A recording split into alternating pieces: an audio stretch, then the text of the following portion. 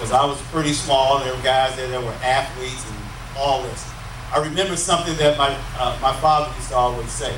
And he used to always say, you can never get something from somebody until you first get their attention. Remember that, young people. You can never get anything from anybody until you first get their attention. So as I was sitting in the bleachers thinking about that, I could hear my father saying that over and over. There were 3 tables that looked like the old folding picnic tables down on the floor. There was a brother, a white guy, and a white female sitting at these 3 tables. I just happened to have a notepad and pen, so I always have something to write with, because you never know who you're going to run into. And so I wrote a note. Then I went down and I handed it to the woman sitting on the floor, went back up and sat down.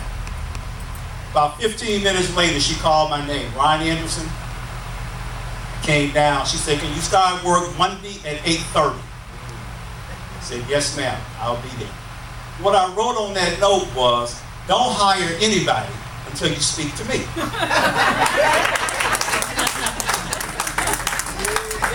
I got her attention.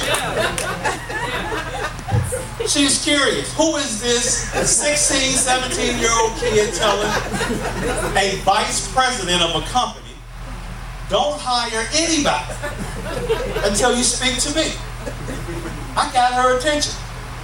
You know? I ended up working for them for 2 summers. They offered me a permanent job when I graduated from Illinois State University in 1972. I wanted to be in higher ed. That was the reason why I turned it down. Now, when I went there, I was doing that hard job. And I did it the first summer. The second summer I came back, I did it for a week. And I was walking through the plant, and they heard me speaking Spanish. This plant, there's 7,000 to 8,000 people work at this plant. Probably 3,000 to 4,000 were of Hispanic nature. 80% of them spoke very little to no English. So my job became, once they found out I could speak Spanish, I just rolled around the factory all day on a heister interpreting what people were saying. You know, that 3 years of Spanish got me off the assembly line, and I was sitting there just chilling.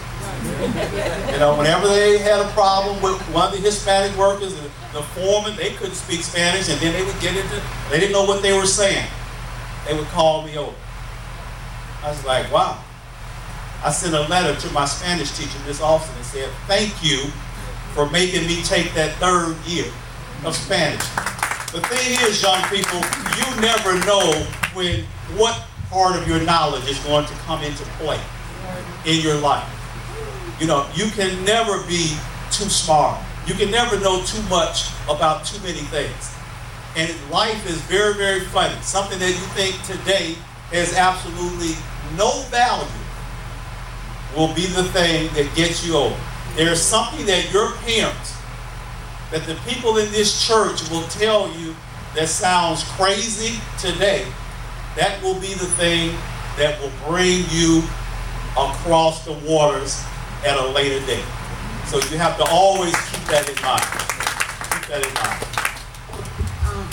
What should the students and parents be expecting from the high school counselors now, as far as helping them get into college or helping them to prepare for college? Your college counselor will be as diligent about getting you in as you are. Nobody is going to care more about your future than you. Pure and simple. Don't ever in life expect anybody to care more about you, other than your parents, than you. People want to help people who have a purpose. Nobody's going to come after you. Nobody's going to drag you to school or any of that. You have to make it known, I want to go to school. And you have to be very diligent about demanding that these teachers and these counselors do their job. What is their job? Their job is to get you in school with money. At the end of the day. At the end of the day, otherwise, if that doesn't happen, all the counseling, all the whatever is a moot point.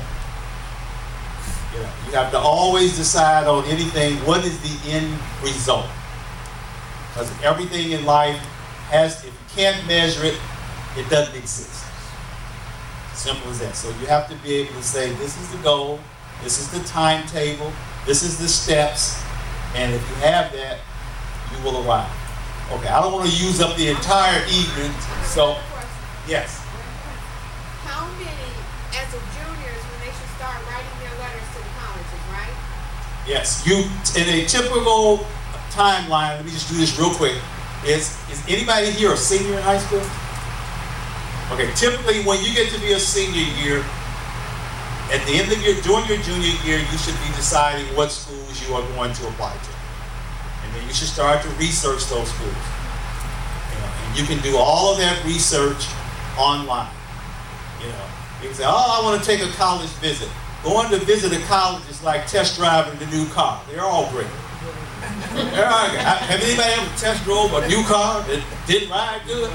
All right, any college you go on to visit, you're gonna have a great time. That's just the nature of college. But you need to go online so that you can read and digest in-depth information about the school. Junior year, you make a list of 5 to 7 schools that you really want to target. You should have 2 schools on that list that would be reach schools, which means it's going to be close for me to get in there. And you should have a couple schools where you know you have better than a 50-50 chance to get in. And then you have schools where you know you have better than a 70% chance to get in. So you shouldn't stack all your schools in one category. And be prepared.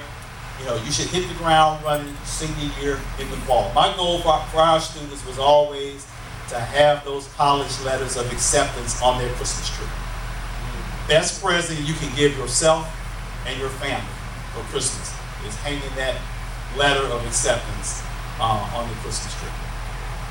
And so I'm going to close with the fact that for those of you who have the will to be great, I always say great, I don't say good. Good is the enemy of great. Good is the enemy of great. Good gets in the way of you being great.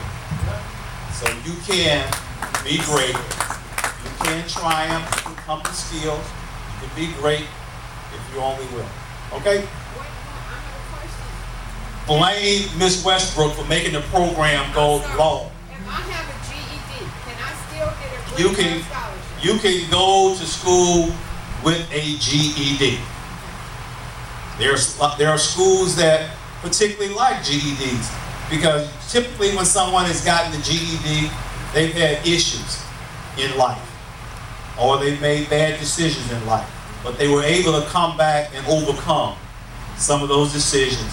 And so a GED shows resilience. It shows this person didn't quit, they didn't just drop out of school, they didn't let life just beat them up. They went back, they finished.